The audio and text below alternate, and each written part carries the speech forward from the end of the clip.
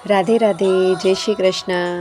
तो आज आषाढ़ सुद 11 है और आज से गौरव व्रत चालू होता है। तो इस बार मेरी बेटियों ने भी पहली बार गौरव व्रत किया है। तो उनके लिए तो बहुत ख़ास है, उनसे ज़्यादा मेरे लिए ख़ास है, क्योंकि गौरी व्रत 5 दिन का होता है, जिसमें 5 दिन कुंवारी कन्याएँ, छोटी छोटी बच्चियाँ जो होती हैं, वो बिना नमक का एक टाइम का खाना खाती हैं।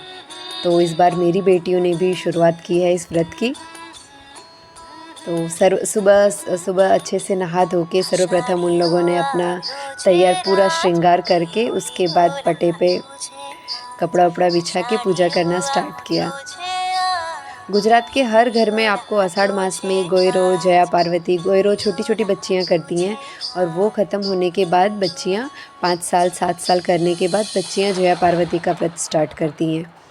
तो आपको गुजरात के हर घर में ये पवित्रता देखने को मिल ही जाएगी। तो मेरी बच्चियां भी अब थोड़ी समझदार हो गई हैं, तो मैंने सोचा लाओ इस बार मैं भी स्टार्ट करती हूँ अपने बेटियों का ये व्रत। तो बहुत ही खुशी से, उल्लास से उन लोगों ने भी ये व्रत इस बार शुरू किया है। और ये जवारे हैं, तो ये जवारे हैं, ये 5 तरह के अनाज से बनाया जाता है और इस तरह रुई की जो माला बना के उनको अर्पण किया जाता है। मेरी बच्चियों ने तो बहुत ही खुशी से इस बार मतलब शुरू किया इस पूजा को करने का। तो हर एक चीज़ उन्हें जिस तरह समझाया जाता है वो उस तरह से कर रही हैं। अबीर, गुलाल, जो भी सिंदूर, अक्षत, वो सब अपने ये ज्वारों पे चढ़ाया जाता है।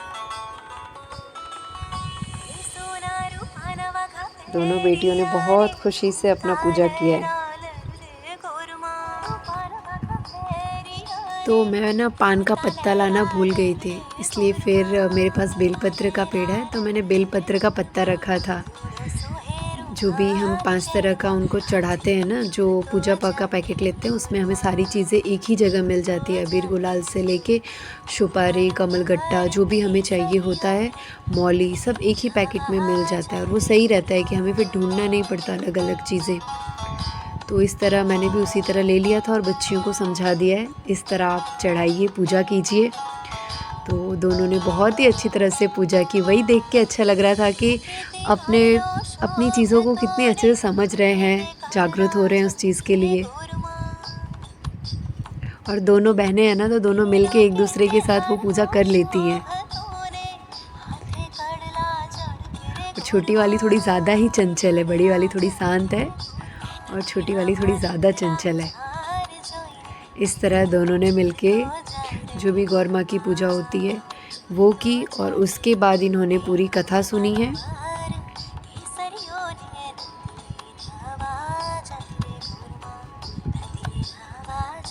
पूरी कथा सुनने के बाद फिर उन लोगों ने आरती की है। दोनों बहनों ने मिलके अपने अपनी गौर माँ की पूजा की है। घर में रोज़ वो पूजा करते रहते हैं, इसके लिए उस चीज़ का उनको अब नॉलेज हो गया है कि हमें कैसे क्या करना है।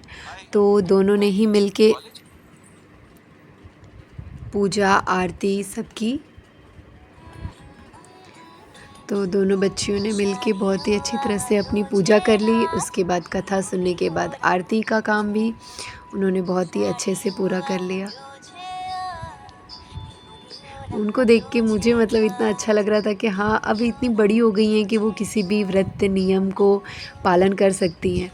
पर छोटे से ही अगर हम किसी चीज़ का उनको आदत डालते हैं ना, व्रत, पूजा पाठ, अभी से मतलब उस चीज़ को वो समझती हैं। अभी तो शौक़ है उनको तैयार होना है, उनको तैयार होने का शौक़ है, हर एक चीज़ उनको खुद करने की इच्छा होती है, तो उस चीज़ के लिए वो एक्साइटेड होती हैं। तो अभी से उन सब चीज़ों की अगर हम आदत डाल दें ना, तो आगे चल के हमें इन सब चीज़ों के लिए उन्हें फ़ोर्स ना करना पड़े।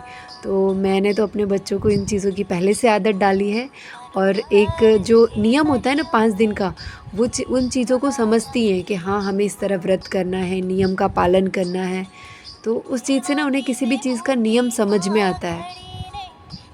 तो इस तरह हमें अपने बच्चों को बचपन से ही ये सब चीज़ें करानी चाहिए, व्रत, पूजा पाठ, जिससे हमें आगे चल के ये ना कहना पड़े कि वो अगर हमें किसी चीज़ के लिए मना करे ना, तो वो नौबत ना आए। तो इस तरह आज की पूजा मैंने अपनी बेटियों से कराई है। तो आई होप आपको वीडियो अच्छा लगा होगा। प्लीज़ कमेंट में बताना आपको कैसा लगा आज का वीडियो। राधे राधे, जय श्री कृष्ण।